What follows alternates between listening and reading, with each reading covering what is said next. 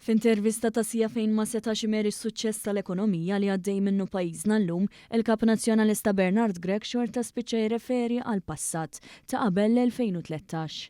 Waqt li kienet iwieġeb il-mistoqsijiet tal-ġurnalista Times Mark Lawrence Zammit bħala parti mill-attivitajiet tal-indipendenza inqabad diversi drabi konfuż. Ma jafx kif jista' jmeri is-sewa magħruf, mhux l-inqas dwar l-akbar tkabbir ekonomiku li qed tirreġistra Malta u riżultati oħrajn bla preċedent.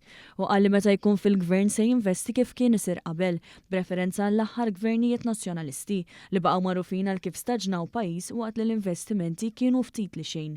Il-qatt sploda għal 8,000 ruħ u l-familji taw bew bil-piżijiet esaġerati tal-ineffiċjenza governattiva. L-ekonomija tal-pajjiż bħalma konna diġà namlu nibqgħu ninvestu fiha.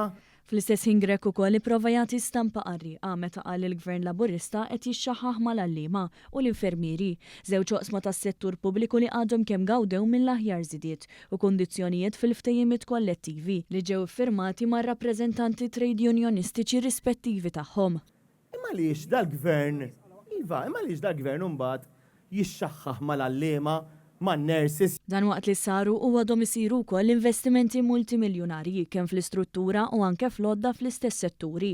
Minn barra dan kienu esponenti tal-istess oppożizzjoni nazzjonalista li ħarġu jżebilħu x-xogħol kruċjali li jsir mill-ħaddiema tas-saħħa fil-każ fortunat ta' Stephen Manjon li miet fl-emerġenza x-xahar li għadda biex imbagħad ġew ikkundannati mill-inkjesta maġisterjali li ma sabet l-ebda nitfaħtija fuq xi ħaddiem ikkonċernat.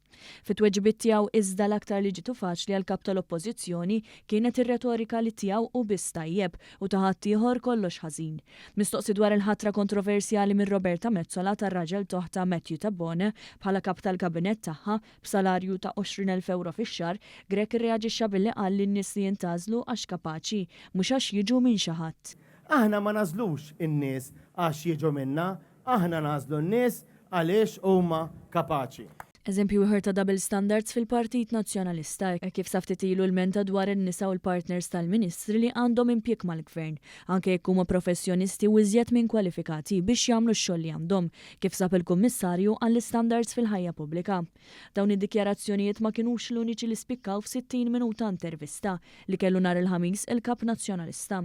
Iżda kif diġà rrapportat minn One News inqabad iħawwad meta qal li jrid idaħħal liġi tal-finanzjament tal-partiti, anke jekk ilha 8 snin u għal nofs dan iż-żmien ilu jiksira sfaċċatament waqt li ma kienx jaf li jeżisti Ministru għall-Isport fost l-oħrajn.